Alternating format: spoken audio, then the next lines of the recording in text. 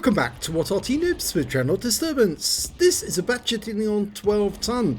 It's a tier 8 French light tank, the only one made by Bat Châtillon, and it's actually under the command of Petro123. Game started. Well, I think you can see very clearly underneath that very rusty skin. Yep, that's another of Rusty's Sir Rusty's specials. It looks like a tank that's been in the desert for quite some time. He's got 2 marks of excellence on the barrel of his gun. He's carrying nothing but premium APCR. Now he's spotting for his team, so he's not going to fire from here, not unless he wants to get seen by the enemy. 75mm gun, which as you can see is capable of doing 170 alpha, penetrating 210mm of armor. Now Petro is trying to get his 3rd mark, so that's why he's carrying nothing but APCR. He's picking up some spotting already. He's got to have consistent damage as well as assist in order to get the 3rd mark, and that's quite a high standard you have to do. Because a light tank, you are basically a spotter for your team. So you can get a lot of assists, but it does mean you have to go active as well during the battle. Now he's got 4 shots in the mag. He's found a Tiger 88, the premium. Let's hope that he takes some damage. He does. So he's picked up some spotting assist on that one as well. Now surprisingly, he's not actually carrying binos. Yes, if he'd actually been carrying binos as well, I think he probably would have got an even greater view range on the enemy. But he's not doing them at all. He's not rocking them. He is using premium consumables, the thermos of coffee and croissant.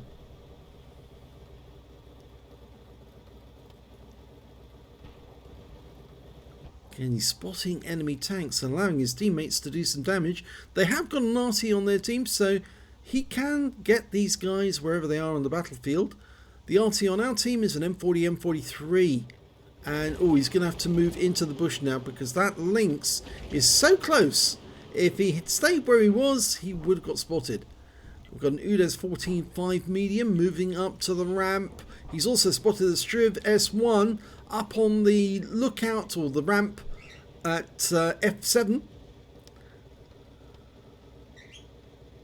I'd say it's the lookout at F7 actually. And that Lynx is moving about quite freely. So it looks like the enemy's going to be a bit of a problem in that area. Oh, the Lynx has been killed. Good. The clown car's out of the game. Unfortunately, there's a clown car on our side as well. But I suspect that he's actually going to get killed very shortly by the UDES.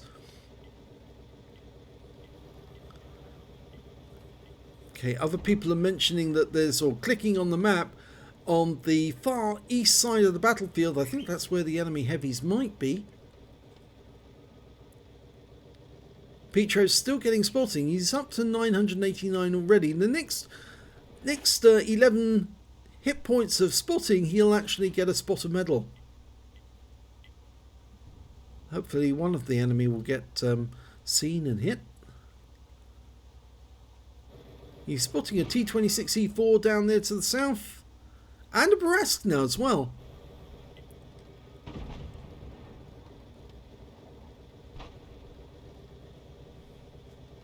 Unfortunately, the ELC 790 is actually closer than Petro is to the enemy now. So, in fact, actually, the enemy just went straight past the ELC 790, who got proximity spotted and taken out the game.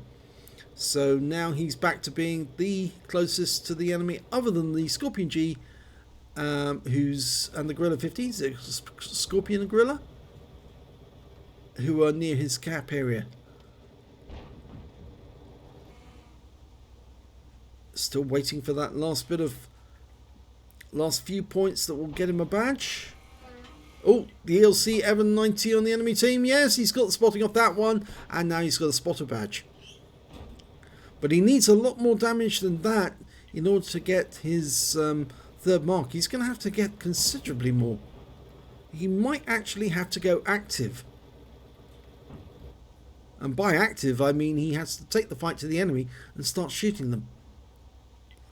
Now he's got 52 rounds of 75mm ammo, 4 in the mag at any one time, 2 seconds between each shot, and I can't remember the exact load time. I think it's something like 25 seconds for a mag, but it might be slightly more.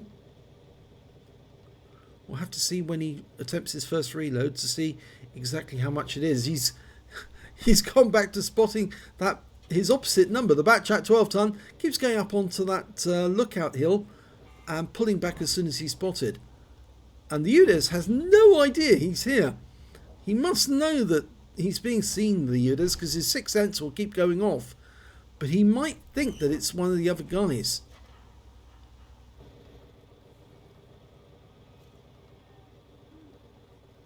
Okay, the Barask is down by the river, and now he is the closest one to the Barask, to the Jagdtiger, and he's actually positioning himself, and there's a Wizzy 132 in the bush, been spotted. His sixth sense would have gone off, and he will know instantly that he's been seen by someone, and again, he doesn't know who. Now, the Skoda's up on the heights. He can hit that guy. It's the Skoda T27 with 3 shots. Yeah, these guys are all moving because I think they know that they've been seen. The Wizzy 132's coming along the trench, and well, Petro will have to go active if he does, because he will get close enough to be seen. Here he comes. He's watching the Barask at the moment, but it's the Wizzy 132 who's going to get close enough to spot him if he carries on doing what he's doing. So the moment he thinks he's close enough, he'll have to go active. Here he comes. Locks on. And takes him out with 1 shot. He was spotted. And in fact, actually, he was alert. They saw him for about 2 seconds before he fired. But he's now weaving to avoid being hit. The T26E4 got a shot at him. The Wizzy 132 did. And also the Bat Chat 12 ton. Okay, so all pretense is now over. He's got to go out there and do some more damage. Only 140 hit points of actual damage so far. 2,500 of assist.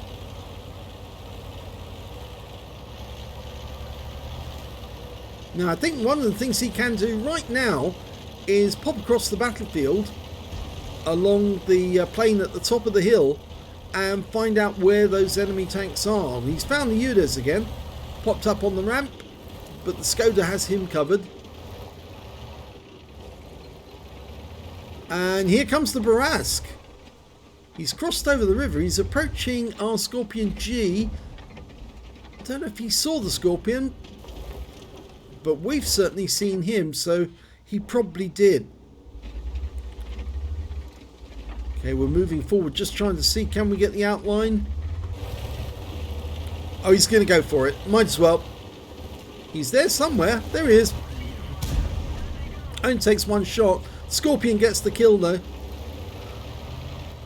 Needs to move away from here because there is an Arty in the game. The enemy Arty's the SU-14 too. Potentially with a 203mm gun, but or 203mm howitzer. Now the UDES was taken out. He was killed, so we don't have to worry about him on the ramp. But that Bat Chat 12 ton, well, he actually moved up whilst we were further up the hill. Scores are fairly even at the moment. What we do need to see though is spots on the enemy team. And as a light tank, that's what Petro can do. It's got to go out there and find the enemy and allow our teammates to actually get some hits.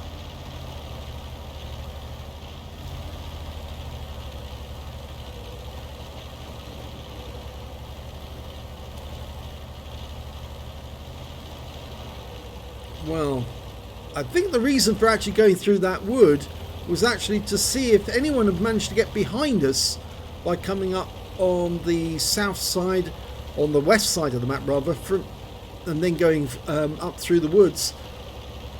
Didn't appear to. Now that Bat Chat 12 ton's still out there somewhere, and of course he's got the same capabilities that Petro's got.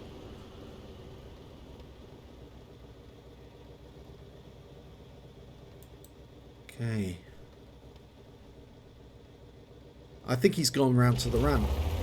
I think that Bat Chat's on the ramp again. He's not popped up, but I think that's where he is, and there's nobody near him, so that's why every time he pops up, nobody can see him.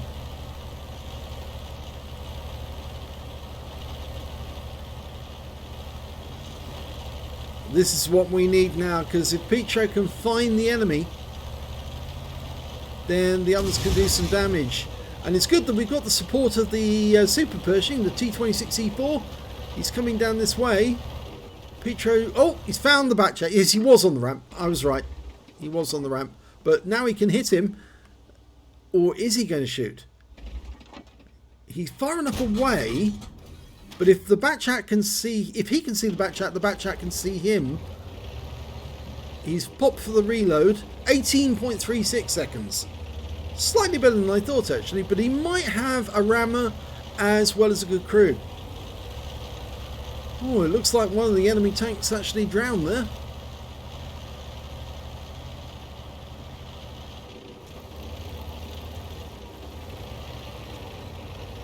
That's good. Go around the outside of the buildings. Makes it more difficult for any enemy tank that's guarding their cap area.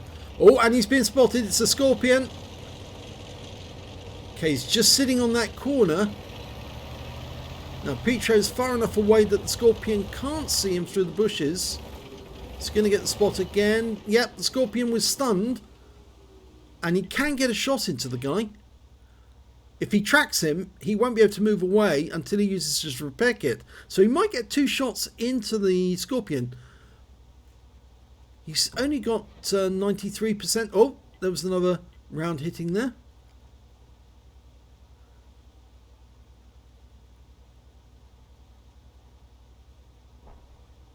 And Scorpion pulls back. No, he's gone round the back of the building. He's not going to sit in that little hole. Okay, Pietro might have to move up again. He's being very cautious. There's a big gap here. And if he moves past the gap, guys further away are going to see him. Oh, I saw a tree go down in the distance further off to the east, so I think there is somebody near the cap area. I definitely saw something go down in the distance near the tree line. Yeah, so there are some guys over there. I'm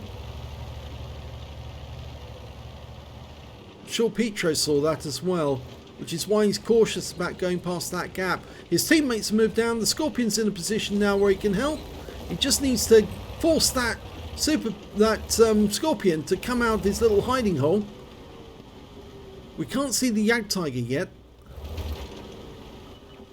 Oh, well, we found one of the enemy, and he's way up in the north, and he won't be able to see us from this range.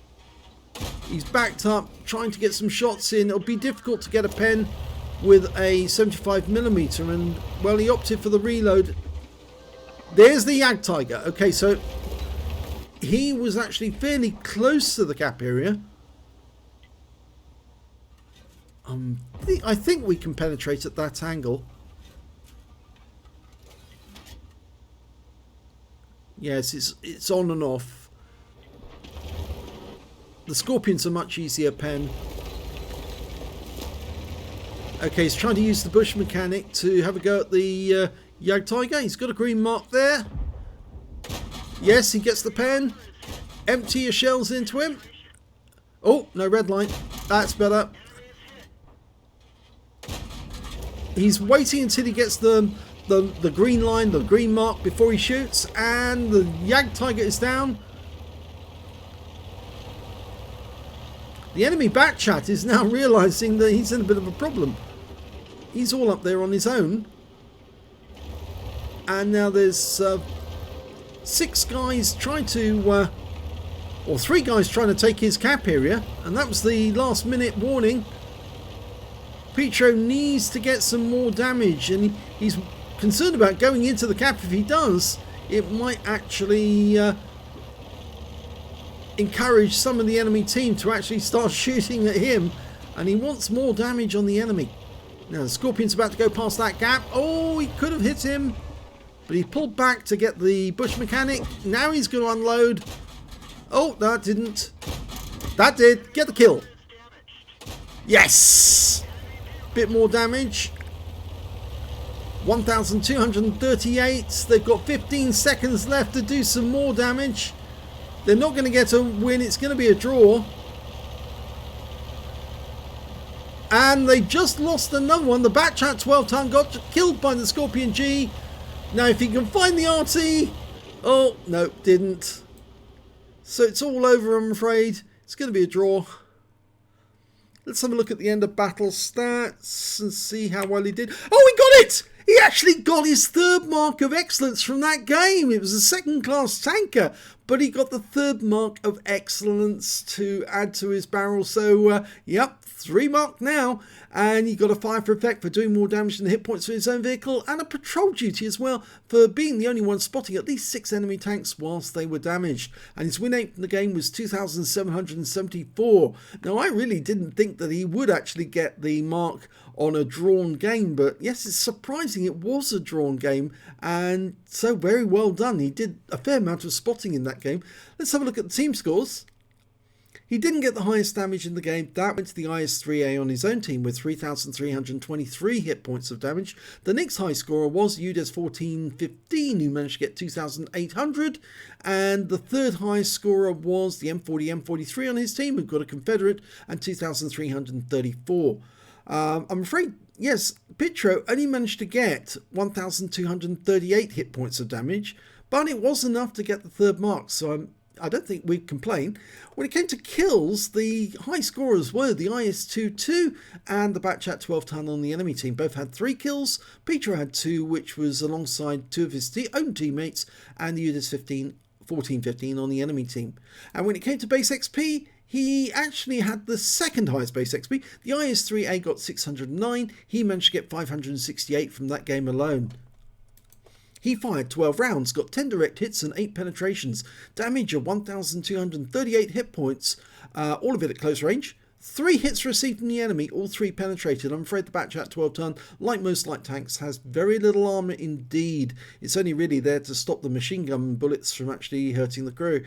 And as a consequence, yes, anything that touches you is more than likely to go through unless it hits the tracks.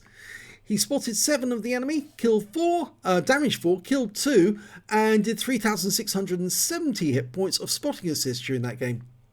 On a premium count, he earned 36,695 credits, got 4,896 for courageous resistance. That's for getting the patrol duty in a drawn or losing game. It was a drawn game. 41,591 credits together, but after repair, ammunition, resupply, and consumables, he actually made a loss of 22,309 credits.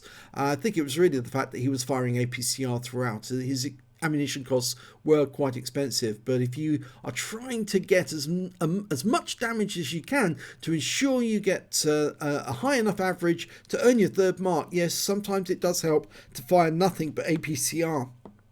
He got 3 bonds for getting the patrol duty, 852 XP, 528 for courageous resistance, took away 1,380 altogether. So congratulations to Petro123.